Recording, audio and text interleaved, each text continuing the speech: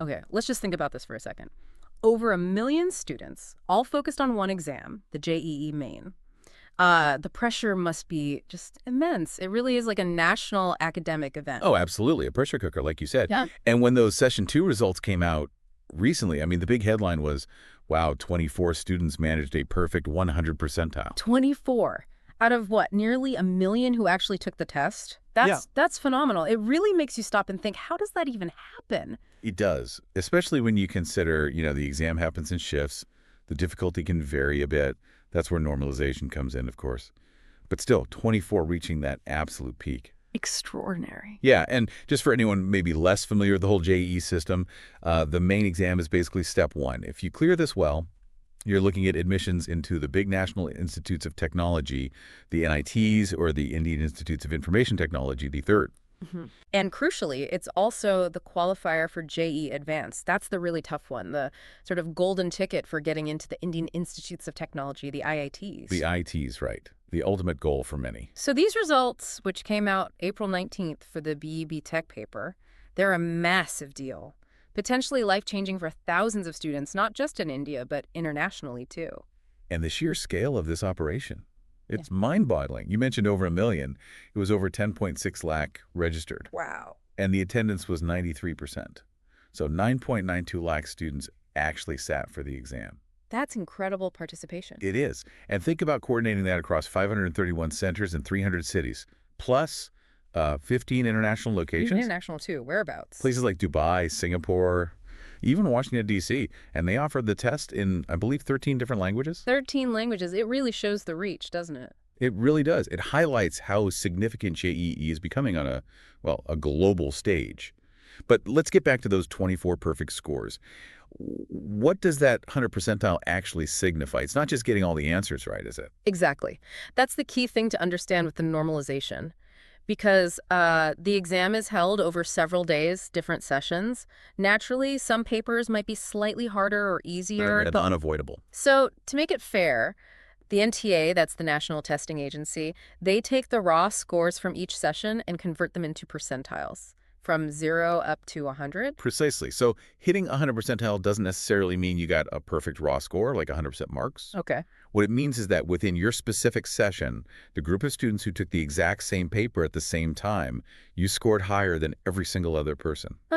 So you outperformed everyone else in that particular cohort. Exactly. It's a measure of relative performance within that session. Yeah. You're statistically at the very top of that specific group. Which is still, I mean, an absolutely amazing achievement. And when you look at who these 24 top performers are, there's a definite geographical pattern emerging, isn't there? One state really stands out. That's right, Rajasthan. It seems to have had a particularly strong showing this year. How many came from there?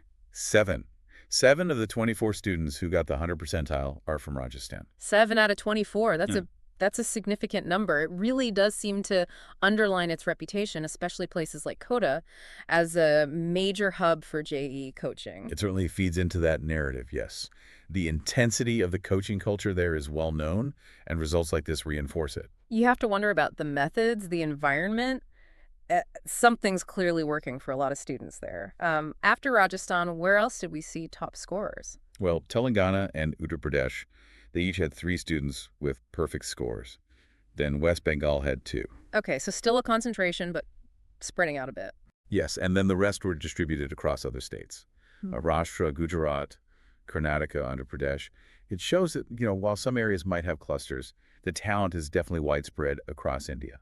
And it's really great to see among these top 24, there are 2 young women as well. Absolutely. Devdutta Majhi from West Bengal and Sai Manogna Guthikonda from Andhra Pradesh. Yeah, in a field that, let's be honest, has often been male-dominated, seeing women reach this absolute peak, it's fantastic. It's incredibly inspiring. It sends a powerful message, doesn't it? About ability, about dedication, breaking down any lingering stereotypes. Hopefully it encourages more young women to pursue STEM fields with confidence. Definitely. You just know the amount of sheer focus and hard work that must have gone into that for Devdutta and Sai Manogna. And speaking of dedication, there's actually a really interesting contrast in how some of these top students achieve their success, especially when you compare with, say, the Rajasthan coaching model. That's a crucial point. It highlights that there isn't just one single path to getting 100 percentile. While the structured coaching environment in places like Rajasthan clearly helps many, Hmm. the story of Sai Manogna Guthikonda is particularly striking. She achieved this perfect score, apparently, without any formal coaching institute help. Really? No coaching. How did she manage that? It seems to have been down to incredible self-discipline and a rigorous self-study routine. Reports suggest she was studying for about 12 hours every single day. 12 hours a day. Wow. And she apparently even deactivated her social media accounts to just, minimize distractions and maximize focus. That's an extraordinary level of commitment. It really shows, doesn't it, that while coaching can offer structure and resources, sheer grit, determination, and a super disciplined approach can also get you to the very, very top. It absolutely proves that point. It's not the only way, but it is a way. Now, shifting focus just a little, while we celebrate these successes, the whole process isn't always without its problems, is it? There are issues around fairness sometimes. Unfortunately, yes. With any exam on this massive scale, you're likely to encounter some instances where individuals try to gain an unfair advantage. Yeah, cheating or other malpractice. Exactly. And the NTA has reported that they've actually withheld the results of 110 candidates in this session because they were found using unfair means. 110 candidates. Okay. It really underscores why they need such strict measures, invigilation, security.